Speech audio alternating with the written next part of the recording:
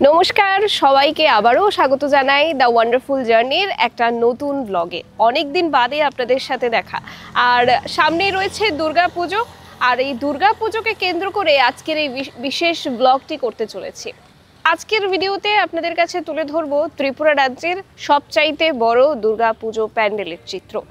বিগত বছর যদিও এই ক্লাবের পুজো তেমনটা দৃষ্টি আকর্ষণ করতে পারেনি দর্শকদের, বিভিন্ন কারণে পুজো প্যান্ডেলের পরিসর কমে যায়, ছোট আকারে পুজো হয়। কিন্তু এবছর আবারও পুরনো ছন্দে ফিরছে সেই ক্লাব। অনেকেই আন্দাজ করতে পারছেন, যারা জানেন না তাদের জন্য বলে রাখি, ভারতরত্ন সংঘ ত্রিপুরা রাজ্যের অন্যতম একটি ক্লাব, সবচাইতে বড় পুজো প্যান্ডেল যেই ক্লাব তৈরি করে থাকে, সেই ভারতরত্ন সংঘের পুজো প্যান্ডেলের এবছরের প্রস্তুতি আজকের ভিডিওর মেইন বিষয়বস্তু। কয়েক দশক যাবৎ গরিমার সাথে কাজ করে চলেছে ত্রিপুরার রাজধানী আগরতলার উষাবাজার স্থিত ভারতরত্ন সংঘ ক্লাব।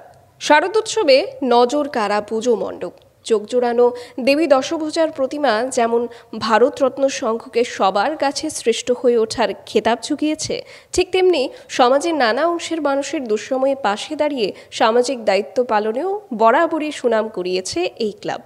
বছরব্যাপী বিভিন্ন সময়ে বিভিন্ন সামাজিক কর্মসূচি পালন করে থাকে এই সংঘ এবং সংঘের কার্যকর্তারা। রক্তদান, বস্ত্র বিতরণ কর্মসূচি এগুলো প্রতি বছরেই ঘটা করে আয়োজন করে থাকে সংঘ। এবছরেও শারদ উৎসবকে ঘিরে নানাবিধ সামাজিক কর্মসূচি হাতে নিয়েছেন তারা। দীর্ঘ প্রায় এক বছরে বাদে এবছর মানে 2025-এ যে দুর্গাপুজোর প্যান্ডেল ভারতরত্ন সংঘ তৈরি করছে, সেটা মূলত হিমাচল প্রদেশের জাটলি শিব মন্দিরের আদলে তৈরি হচ্ছে।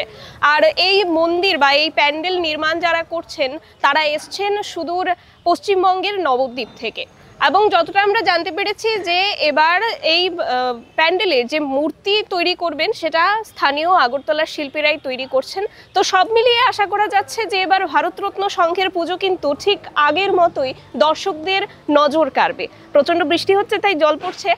আর আপনারা দেখতেই পাচ্ছেন আমি যে জায়গায় দাঁড়িয়ে রয়েছি, পেছনটাতে এখনও কাজ চলছে, সম্পূর্ণভাবে কাজটা এখনও শেষ হয়নি স্বাভাবিকভাবেই। আরও প্রায় হাতে 1 মাসেরও বেশি সময় রয়েছে।